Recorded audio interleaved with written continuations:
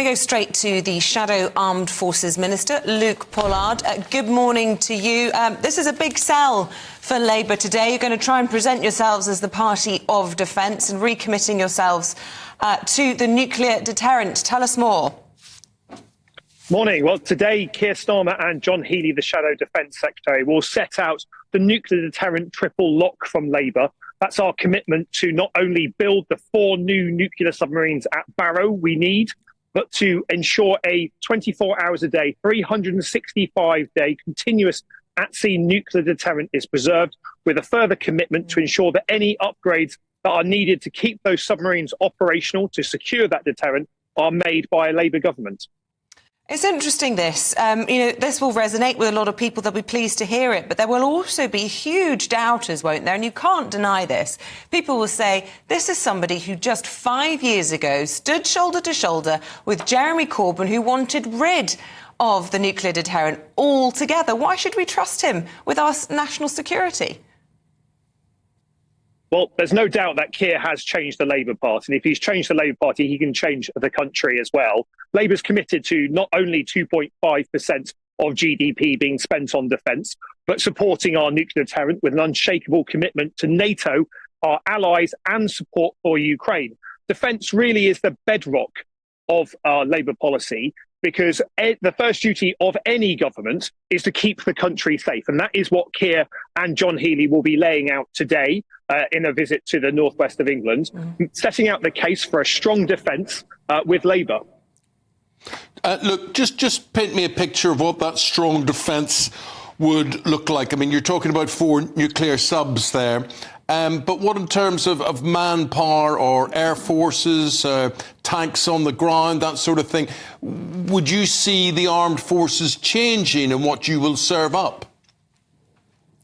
I think that's a fair question. And one of the difficulties about being in opposition is that for quite valid and good reasons, it's hard to see that information, the intelligence briefing, the security assessments that only ministers receive for us to shape what the formation should look like under Labour. That's why we've committed on day one of a Labour government to a security and defence review to look at what are the threats that are facing us, what are the capabilities we have, and where we need to invest. Now, since 2010, we've lost 1 in 5 Royal Navy warships. We've lost 200 RAF planes, and we've seen the army shrunk to the smallest size since Napoleon. I have real concerns about the capability gaps that we now have. And with a land war and Russian aggression threatening not only Ukraine, our allies in Eastern Europe, but also the United Kingdom as well, we need to make sure that defence review clearly sets out what is required, in what sequence and order is that investment needed, so we can maintain the security not only for the United Kingdom,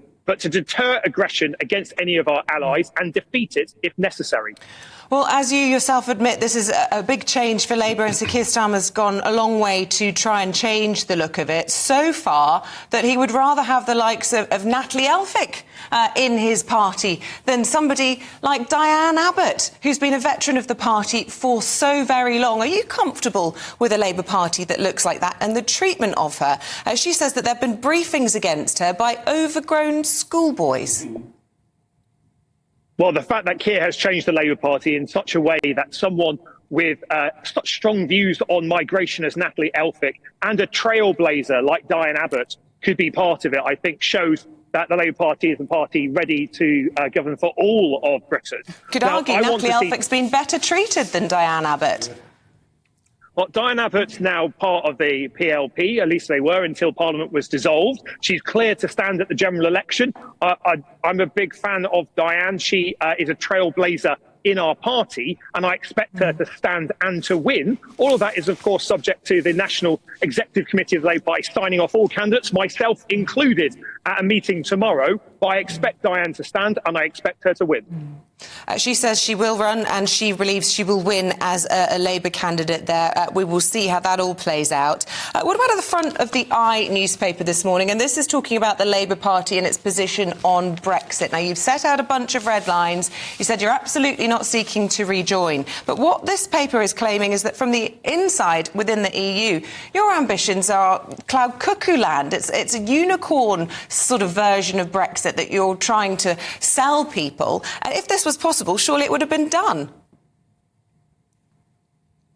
It's certainly true that since the botched Brexit deal was put in place, many of our businesses, exporters of food, fish, agricultural products in particular, have really struggled with the additional paperwork that's come from that botched deal. What's Labour set out is our ambition to have a veterinary agreement with the EU. That's an agreement that New Zealand has with the EU that removes the paperwork on food and drink exports. Now, that would make a substantial difference to fishers and farmers right across the United Kingdom. Sunak it's really important that we remove that.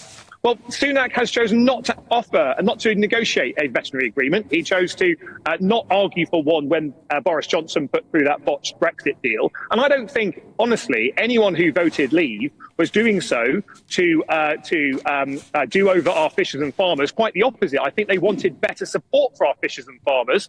That's why at this general election, Labour's saying we won't rejoin the single market, we won't rejoin the customs union, but we will seek to renegotiate a deal on veterinary agreements that removes paperwork. And I can't really imagine people being a big fan of paperwork.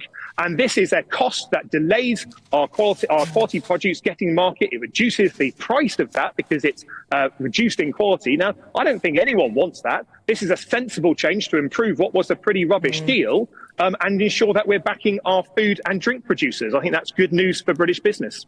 Good man. Look, Pollard, thank you very much indeed. We've got to leave it there. Well, what a beautiful backdrop there. Tell us where you are and why you're there. I'm in Monmouth in South Wales at the moment, visiting veterans groups, supporting Labour candidates, but it is an absolutely stunning day here. I just wish I took my hay fever medicine before I came out today, so I'm a bit sniffly. Oh dear. Oh dear.